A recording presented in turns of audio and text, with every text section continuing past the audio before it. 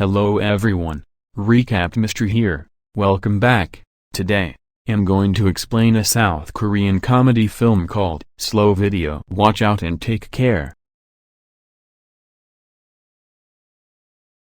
The film begins in a CCTV control center, where two ladies are discussing their new job. A youthful co-worker, he's wearing sunglasses indoors, which the ladies find odd. Suddenly, they notice two robbers fleeing. Their boss is notified, and the police are called immediately. Everyone in the office follows the criminals via the webcams, but they get lost. When they begin to lose hope, the new employee shows them a video of the robbers hiding in the woods, a passage. They are quickly apprehended by the police as a result of his assistance. Yo Jang-boo is the employee's name, and he has an uncommon genetic ailment that causes everything appears to him in slow motion. Using his disorder, he was able to see where the robbers went despite their movement at high speed. Jang-boo participated in a relay race with his childhood infatuation while he was in 5th grade. Bong Soo-mi, that's when he first saw things moving slowly. His parents brought him to Dr. Sok,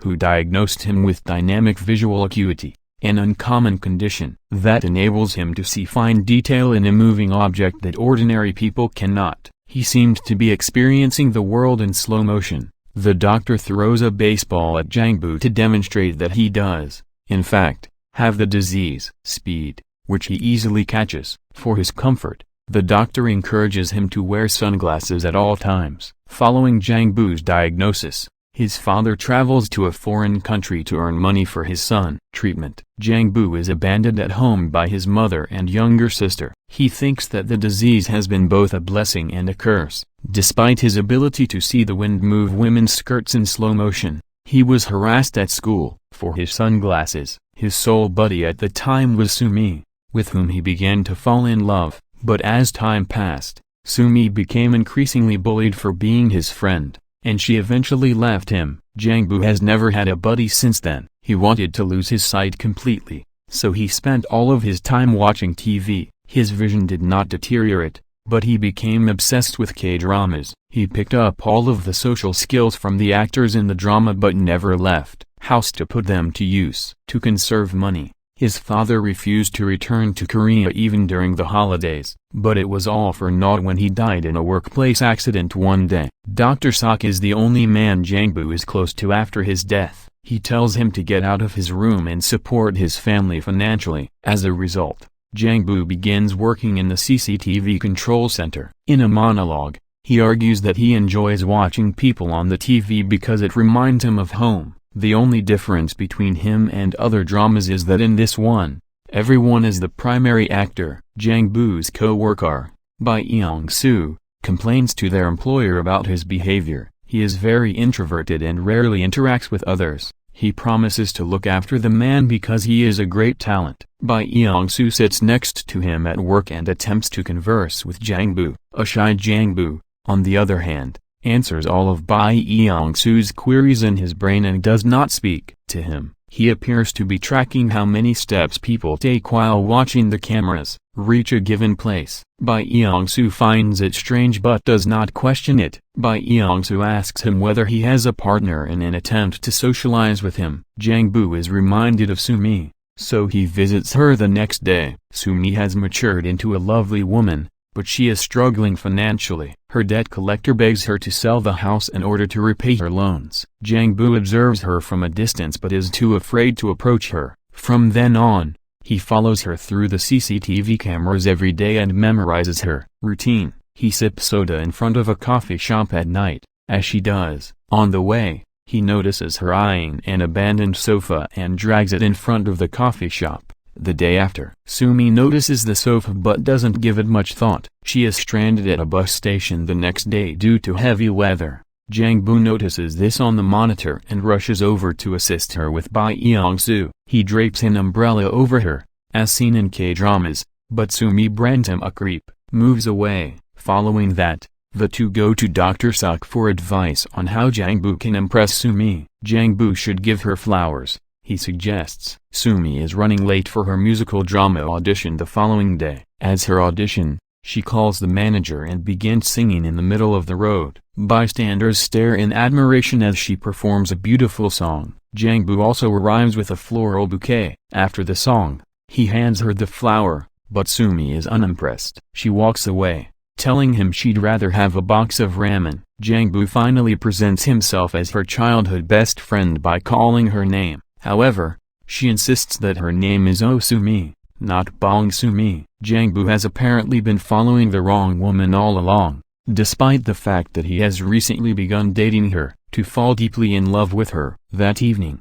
they inadvertently collide, and Sumi orders Jang-bu to carry her shopping. Sumi asks him why he is seeking for Bong-sumi before leaving, to which he answers, he used to like her in school. Jang-bu notices Sumi receiving a phone call on the monitor the next day at work. The person on the other end of the queue notifies her that she has been cast in the musical. Jang-bu watches her on the screen as she bounces and dances in the streets. Sumi goes to a tiny roadside restaurant to celebrate that night. She observes Jang-bu standing outside and invites him in. She shows him the script for the musical and practices her lines as they converse. Jang-bu compliments her acting and demonstrates his own talent. The entire diner soon turns to see Jang-bu catch spoons thrown at him. Jang-bu wanders around Sumi's neighborhood the next day, counting his steps. Bai Yeong-soo notices him doing this and realizes he is memorizing the steps. Sumi arrives home to discover Jang-bu waiting for her. They walk together and converse about a variety of topics. She inquires about his job and discovers that he works at the CCTV center and has access to the cameras. Every day, folks, they come to a halt in front of the Cafe Tilde copyright where Sumi is often staring. She admits to having a crush on the cafe's proprietor and brags about him possessing a car. Jang-bu, who is envious of the owner, looks at him for a long time. He has decided to take her on a ride in order to impress her. He asks everyone at work whether they have a car, hoping to borrow one. However, none of them are in possession of one. Sumi is accosted by a debt collector on her way home. He begins yelling at her and threatens to punch her if she does not return the money. Jang-bu and Bai Yeong-soo come on time and rescue her from the man. Sumi says thank you to one of the cameras when Jang-bu returns to work. On the other end, he is watching. They meet in a park at the end of the day and converse for a long time. Jang-bu asks her what she would do if she had a car, to which Sumi responds that she would. Every day, I drive to the beach. Jang-bu befriends his local bus driver by traveling with him because he cannot afford a car. Throughout the day, through the cameras,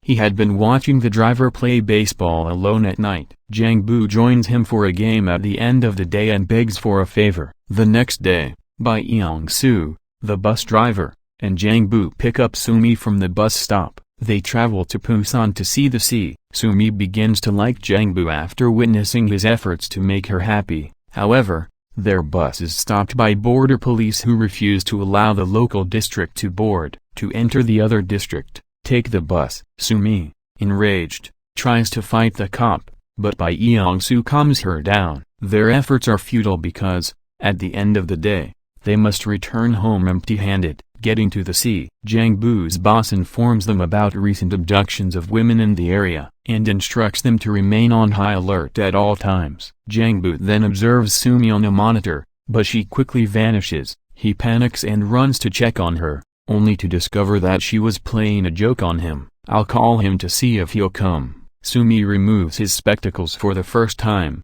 and the two kiss. Jang-bu brings Sumi home and invites him inside. Their preparations are thwarted when Sumi finds debt collectors in her home. They hurl her possessions around, demanding her to return the money. Jang-bu tries to sprint after her but collapses as his eyesight blurs. Jang-bu and Sumi settle down to talk after the males have left. Jang-bu's drawings for Sumi were among the items discarded by the collectors. They were in school at the time. Sumi admits that she lied to him about being a different girl because she didn't want to disappoint him. She does not want to be compared to her younger self. Jang-bu remains silent throughout, while Sumi smiles as she looks at the sketches. The next day, he informs Dr. Sok that his eyes have become fuzzy. It turns out that his illness has worsened over time, and as a result, he will soon lose his vision. Jang-bu was aware that he will ultimately go blind, which is why he has been wearing glasses, counting steps wherever he goes to make it easier for him if he loses his vision entirely. While Jang-bu is concerned about his deteriorating vision,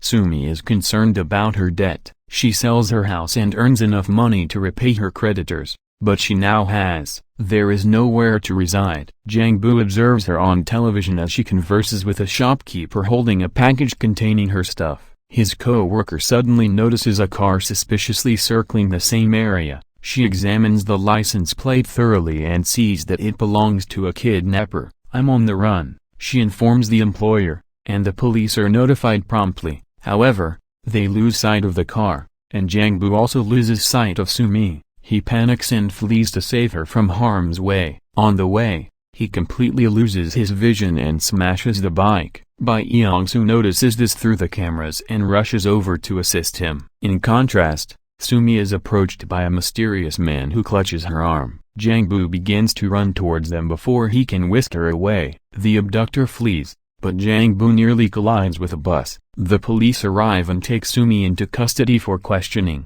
Jang-bu is now alone in the streets and is assisted by Bai Yeong-soo. He sobs while embracing his pal, distraught by his loss of vision. The incident occurred some days ago. Sumi becomes preoccupied with her life and neglects to contact Jang-bu. When she misses him, she frequently stares at the CCTV cameras.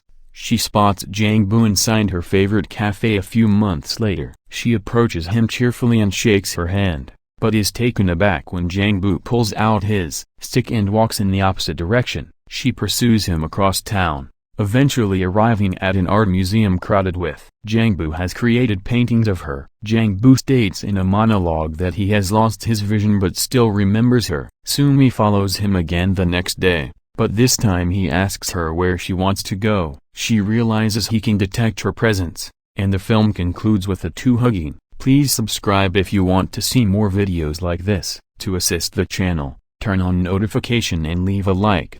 Thank you for taking the time to watch. See you again soon.